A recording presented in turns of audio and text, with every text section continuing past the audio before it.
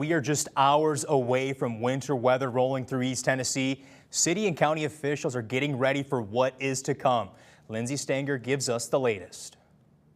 Into a frigid weekend, Knoxville and Knox County officials have drafted a plan of action. We have 24 large plows and spreaders that will be clearing the streets, as well as several response vehicles to any other situations that come up. Public Service Director Rachel Butzler says the city has been pre-treating the roads since Thursday to get ahead of what may come. Also helps prevent snow and ice from attaching to the pavement itself. The Emergency Operations Center says they will be setting up at noon on Saturday and will continue throughout the storm. This comes after Tennessee Governor Bill Lee announced a state of emergency for the entire state Thursday. Local EMA operators encourage those preparing for the storm to update their emergency kit. We encourage everyone to take this time before the storm to update their emergency preparedness kit with particular attention to making sure you have food, water, and the supplies you need to stay put for a couple days.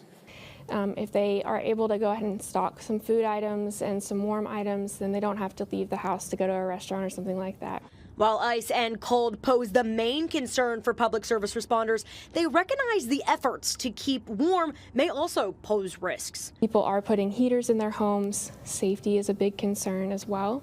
A lot of times the heaters that folks will use have potential carbon monoxide issues and can create a safety hazard of their own. With the Emergency Operations Center activated and road crews standing by, Knoxville's winter storm response is in motion. But the real work starts at home, in your emergency kit, and in your heating safety. Stay warm, stay safe, and stay put. Lindsay Stanger, WVLT News.